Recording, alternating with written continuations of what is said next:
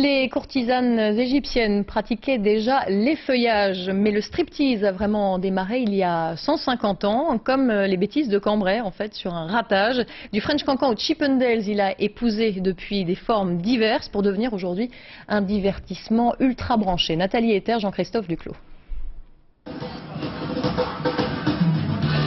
Telle une liane autour d'un arbre, elle tourne et puis s'effeuille, tout doucement en musique à quelques centimètres du public.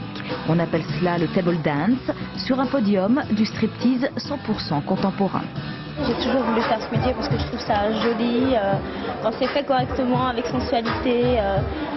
Quoi de plus beau qu'une femme nue qui essaye de plaire au mieux aux personnes qui la regardent.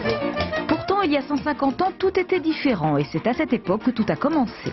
Les spectacles n'étaient pas franchement coquins et les danseuses ne montraient pas grand-chose. Il y a un mythe fondateur du striptease. Cela aurait démarré par accident sur la scène des théâtres burlesques américains.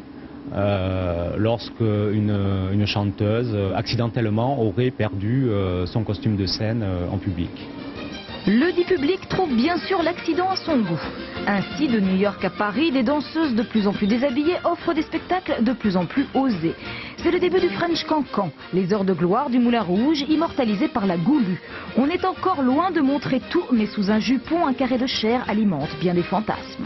À 22 h, les clients étaient autour, comme autour d'un ring de boxe. Ils avaient leur verre, il y avait une ambiance surchauffée. Les filles arrivaient et les messieurs se déchaînaient parce que les filles arrivaient. Elles levaient la jambe, on voyait leur jupon. Pour l'époque, c'était extraordinaire, c'était un moment de bonheur. Gommage, effeuillage, striptease enfin, de l'anglais strip, déshabillé, tease en taquinant. Aux États-Unis, dans les années 50, la censure chasse le nu des théâtres vers l'obscurité des nightclubs. Le striptease américain y gagnera son goût pour la provocation. En France, au contraire, on sacralise la revue. Le célèbre Crazy Horse a le vent en poupe. Il devient, après le Moulin Rouge, un autre symbole des nuits parisiennes. Je m'appelle Lovamour. C'est pas votre vrai nom? Non, c'est mon nom de guerre, c'est le nom que M. Bernardin m'a donné en tant que danseuse du Crazy Horse Saloon.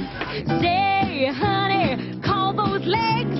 Mes jambes, les hommes courent après. Début des années 80, les Chippendales révolutionnent l'univers du striptease. Depuis, les soirées réservées aux femmes qui regardent les hommes se sont multipliées.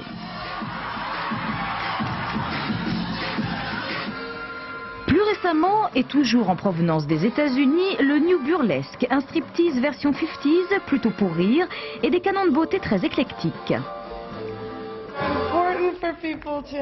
C'est important de montrer aux gens que les femmes, toutes les femmes sont belles, quelle que soit leur forme. Gros seins, petits seins, grosses fesses ou pas, le tout c'est d'avoir un truc. Un retour au vrai spectacle sur scène comme en Amérique il y a 50 ans. Certains préféreront néanmoins l'ambiance feutrée du table dance. Autant dire qu'en un peu plus d'un siècle, le striptease a profondément évolué, s'adaptant aux goûts et aux couleurs de notre société.